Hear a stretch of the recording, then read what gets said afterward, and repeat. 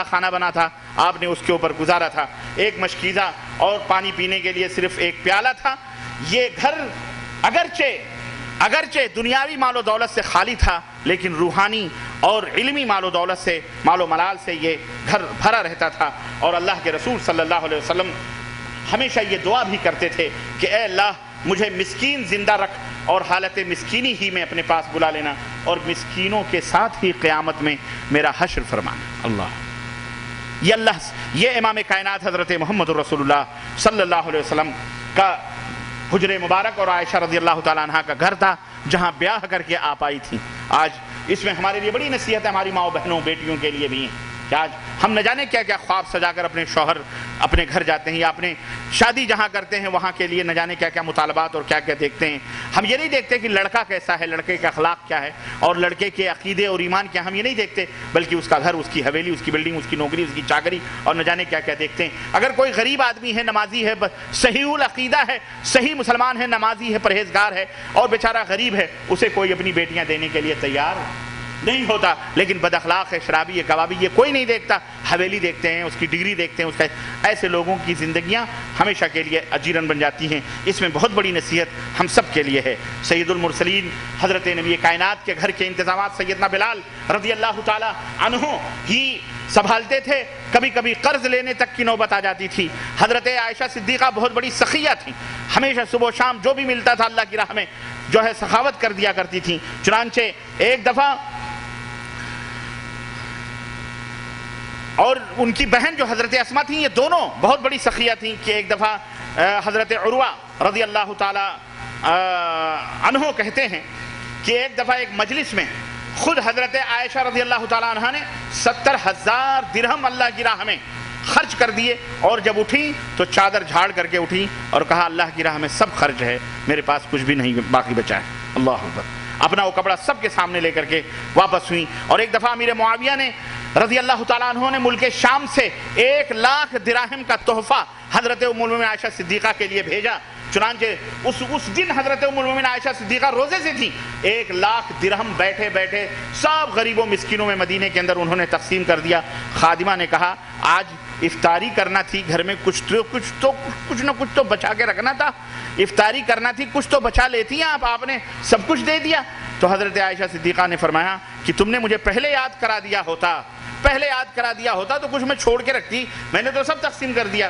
اسی طرح عبداللہ ابن زبیر کہتے ہیں کہ آپ کی خدمت میں اسی طرح سے 1,00,000 درہم اور کہیں سے آئے، اس کو بھی انہوں نے اللہ کی راہ میں تقسیم کر دیا۔ اور ایک دن سید عائشہ صدیقہ کا روزہ تھا، ایک مانگنے والی آئی اور اس نے کھانے مانگے، خادمہ کو حکم دیا کہ اس مانگنے والی کو گھر میں اگر کچھ ہے تو دے دو، چنانچہ گھر میں جو روٹی ہے اس کو دے دو۔ اس نے عرض کی کہ شام کی افطاری کے لیے کچھ بھی نہیں ہے، اگر میں اس کو دے دوں گی تو آپ کو افطاری کے لیے مشکل ہو جائے گی۔ آپ نے کہا یہ ضرورت مند ہے، اس کو بھوکی، اس کو دے دو، شام کو اللہ مالک۔ چنانچہ وہ روٹی دے دی۔ جب خادمہ نے، اور جب شام ہوئی تو شام ہونے سے پہلے محلے میں سے کہیں سے گوشت کا تحفہ آ گیا، سالن پکایا گھر میں آ گیا، تو ام المومنین عائشہ صدیقہ کے سامنے افطاری میں رکھا گیا۔ تو آپ نے فرمایا دیکھو اللہ نے تمہاری روٹی سے بہتر انتظام ہمارے لیے فرما دیا ہے۔ اللہ اکبر۔ ہاں، صدقہ خیرات کرنے سے کبھی بھی مت چوکو۔ اور میری ماں بہنوں تم بھی، اگر تمہارا شوہر بخیل ہے تو چوری کرنے میں کوئی حرج نہیں، مار لو 10 15 20 ریال، نو پرابلم۔ اگر مانگنے سے بھی نہیں دیتا صدقہ خیرات کرنے کے لیے، یہ نہیں کہ بیچاری کی جیب ہی خالی کر لو، اور جھوٹ بھی مت بولو، لے کر کے بتا دیا کرو میں نے صدقہ خیرات کرنے کے لیے لیے ہیں۔ تو اور آپ حضرات بھی، شوہر والے بھی اپنی بیویوں کو پیسے دیا کرو، یہ نہیں کہ جب مانگے جب ہی دو، ویسے بھی کچن کے خرچے کے لیے، ویسے بھی لو بیگم یہ تمہارے لیے تحفہ ہے، یہ گفٹ ہے، تاکہ انہیں بھی بیچاریوں کو صدقہ خیرات کرنے کا دل ہو۔ تو صدقہ خیرات کرنے میں برکت ہی ہوتی ہے اور اس میں کوئی نقصان کا پہلو نہیں ہوتا۔ چنانچہ اس طرح سے بہت ساری چیزیں حضرت ام المؤمنین عائشہ صدیقہ رضی اللہ تعالیٰ عنہ کے تعلق سے ہیں کہ کار خیر میں یہ بہت ہی زیادہ آگے تھیں۔ سیدہ عائشہ رضی اللہ عنہ کا دل بڑا ہی نرم تھا، جب بھی کوئی بات ہوتی آنکھوں سے آنسو گرنے لگتے۔ چنانچہ ایک دن کا واقعہ ہے کہ ایک مانگنے والی عورت اپنے 2 بیٹیوں کو لے کر کے حاضر ہوئی، ننھے منھے بچے تھے، اور اس نے کہا کہ کچھ کھانے کے لیے دے دیں۔ حضرت عائشہ رضی اللہ عنہ کے پاس کچھ کھجور رکھے تھے، 2 کھجوریں تھیں، 3 کھجور تھے. اس عورت کو انہوں نے وہ تینوں کھجوریں دے دی. اس نے ایک بچی کو دیا, دوسری بچی کو دیا, اور ان بچوں کی عادت ہوتی فٹ سے منہ میں ڈالا, کھا لیا. ابھی وہ بیچاری کھانے ہی والی تھی, وہ عورت اپنا کھجور کھانے والی تھی کہ وہ بچی جو کھا چکی وہ بڑی حسرت سے وہ کھجور دیکھنے لگی. تو ماں نے کیا کیا, ماں نے اس کے 2 ٹکڑے کیے, ایک اس کو دے دیا ٹکڑا, ایک اس کو دے دیا, اپنا بھوکی رہی. یہ منظر جب حضرت ام المؤمنین عائشہ صدیقہ نے دیکھا تو ان کی آنکھوں سے آنسو ٹپکنے لگے. اللہ, اس طرح سے نرم دل. لیکن بہرحال ایک وقت بلند اخلاق, ایک وقت ایسا بھی آیا, آپ کو معلوم ہے کہ ان کے اوپر الزامات لگے, اور اس تفصیلات میں نہیں داخل ہونا چاہتا. کبھی انشاءاللہ موقع ملا تو ان الزامات کی تفصیلات بھی, کہ ایک موقع پر جب اللہ کے نبی جنگ کے لیے نکلے اور ہار آپ کا گم ہوا اور آپ اس کو ڈھونڈنے کے اندر مصروف ہوئیں اور قافلہ چلا گیا, ہلکے پھلکے کجاوے نبی صلی اللہ علیہ وسلم کی بیویاں جس پہ تھیں وہ کجاوے اونٹوں پہ رکھ دیے گئے, چلے گئے. ام المؤمنین عائشہ صدیقہ اپنا ہار ڈھونڈنے میں لگ گئیں, واپس آئیں تو دیکھا کہ قافلہ چلا گیا. لیکن یہ رول ہوتا تھا کہ صبح کے وقت کوئی شخص ہوتا تھا جو اخیر میں آتا تھا کہ چھوٹی چھاٹی چیزیں جہاں قافلہ ٹھہرتا تھا اس کو لے کر کے پہنچتا تھا. چنانچہ ام المؤمنین جب دیکھا کوئی بھی نہیں تو اپنے وہیں جا کر کے جہاں تھیں وہیں جا کر کے آپ چادر اوڑھ کر کے لیٹ گئیں.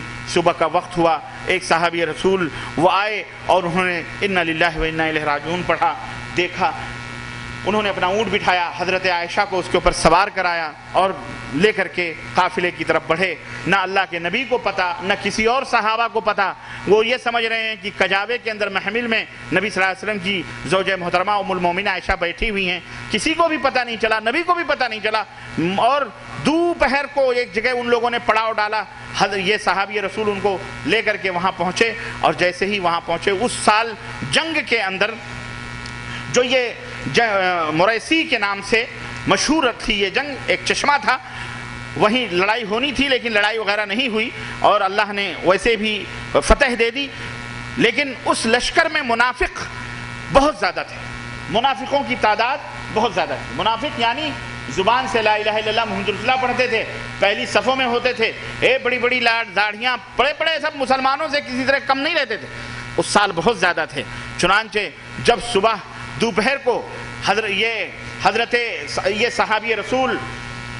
صحابی رسول صفوان ابن معطل اونٹ لے کر کے وہاں پہنچے تو وہاں جو منافقوں کا سردار عبداللہ ابن ابی سلول جو تھا اس نے موقع کو دیکھا اور کانا پھوسی شروع کری اور الزامات رکھ دیے, الزامات کے پشتارے لگ دیے, استغفر اللہ, اور ایسی باتیں حضرت عائشہ کے خلاف کیچڑ اچھالنا شروع کر دیا.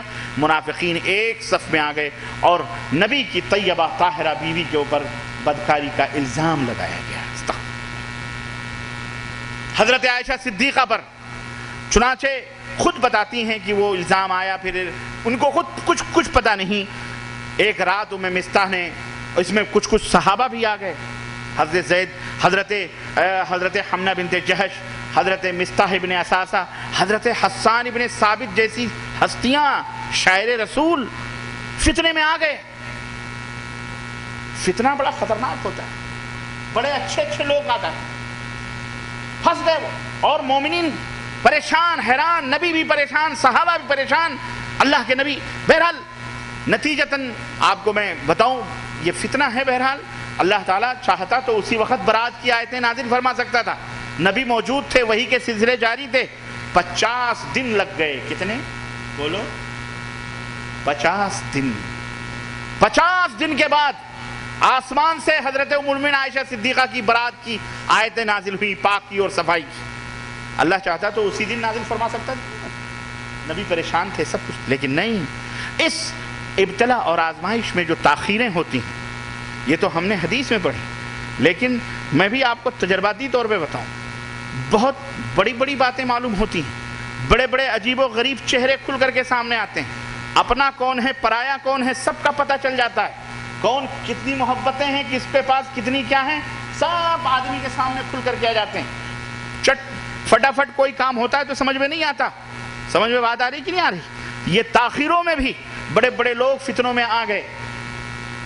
کوئی بھی فتنہ ہو اس میں کوئی آدمی ملوث ہو جاتا ہے. الغرض کہنے کا مطلب یہ آزمائش اللہ کی آزمائش تھی، ام المومنین عائشہ صدیقہ رضی اللہ تعالیٰ عنہ کی آزمائش تھی، اللہ کے نبی صلی اللہ علیہ وسلم بھی خاموش کیا کر سکتے تھے؟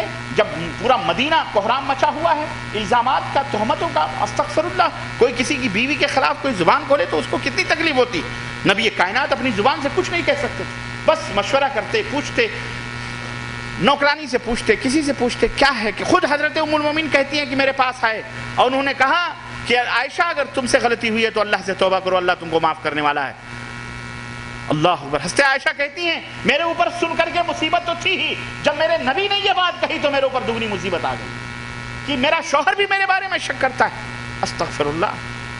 کہنے لگی میں نے اپنی ماں سے کہا اماں سمجھاؤ رسول اللہ صلی اللہ علیہ وسلم کو، لیکن وہ خاموش رہی، نبوت کے سامنے کیا بول سکتی۔ ابو بکر سے میں نے کہا با آپ سمجھائیں، آپ کے گودوں میں پلی بڑی ہوں۔ کہنے لگے بیٹی میں کیا کہہ سکتا ہوں، وہ اللہ کے نبی پھر بھی جو کہہ رہے ہیں اللہ سے توبہ کرو۔ کہنے لگی بس میں نے اس وقت حضرت یعقوب علیہ السلام کو یاد کی کہ یعقوب علیہ السلام نے کیا کہا تھا، جب کہیں کچھ نہیں فصبر جمیل، صبر کرو، اللہ ہی مدد کرنے والا ہے۔ اور اللہ نے پھر ایک دن ایسا آیا کہ اللہ کے نبی آئے، بیٹھے تھے حال چال معلوم کرنے، اچانک وہی کیفیت طاری ہوئی جو وہی طاری ہوتی ہے، آپ کو چادر اڑا دی گئی اور اللہ کے نبی کو پسینے چھوٹنا شروع ہوئے۔ اللہ نے تھوڑی دیر کے بعد آیتیں اتاری اور اس کے بعد میں اللہ کے نبی کے اوپر سے چادر ہٹائی گئی اور اللہ کے نبی نے مسکراتے ہوئے کہا عائشہ بشارت ہے تمہارے لیے، خوشخبری ہے، اللہ نے تمہاری پاکی کے لیے آیات کریمہ نازل فرمائی ہیں۔ حضرت ابو بکر نے کہا، ان کی والدہ ام رومان نے کہا اٹھو نبی صلی اللہ علیہ وسلم کا شکریہ ادا کرو، لیکن وہ مدرسہ نبوت کی طالبہ تھی، نبی نے انہیں سکھایا پڑھایا تھا۔ کہنے لگی میں اور ان کا شکریہ ادا کروں، میں تو اس کا شکریہ ادا کروں گی جس نے آسمان سے میرے لیے براءت کی آیتیں نازل فرمائی ہیں۔ اللہ اکبر۔ اللہ کے نبی کے لبوں پہ مسکراہٹ چھل گئی۔ اللہ اکبر۔ اپنی طالبہ کو دیکھ کر کہ اس کا اللہ کے اوپر کتنا بڑا ایمان ہے، نبی خوش ہو گئے۔ اللہ اکبر۔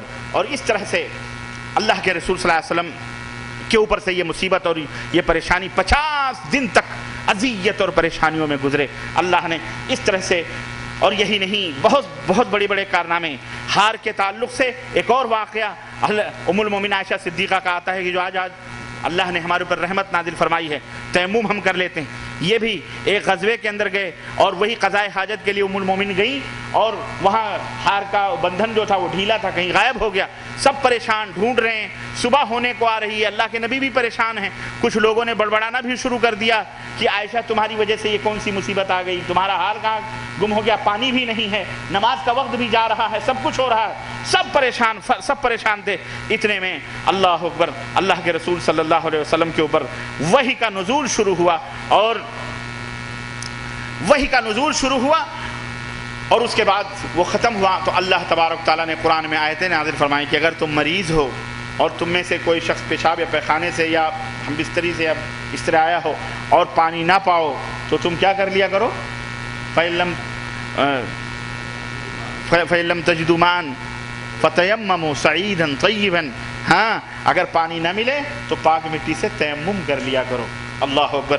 اللہ کے نبی مسکرا پڑے، وہ صحابہ جو بگڑے ہوئے تھے مسکرا پڑے، کہنے لگے اللہ نے ابو بکر کی خاندان سے تو برکتیں ہی برکتیں دی ہیں، اللہ نے قیامت تک مسلمانوں کے لیے ایک ایسی نعمت عطا فرمائی اور یہ عائشہ کی بدولت ہوا۔ نہ ہار گم ہوتا، نہ تاخیر ہوتی، نہ آسمان سے اللہ تیمم کی آیتیں نازل فرماتا۔ پانی نہیں ہے نا، فکر مت کرو، عائشہ کو کچھ مت کہو، اللہ تیمم کر لیا کرو۔ اللہ اکبر۔ دیکھو یہ برکتیں اللہ تعالیٰ نے نازل فرمائیں۔ ام المومنین ایک آخری بات کہہ کر کے میں صحیح بخاری کے حوالے سے ایک بڑا دلچسپ واقعہ میں بتاؤں میاں بیوی کے تعلق سے کہ دیکھیں شوہر کوئی بھی ہو، شوہر اس میں ہمیں بہت بڑا درس بھی ملتا ہے اور میری ماں و بہنوں کو بھی۔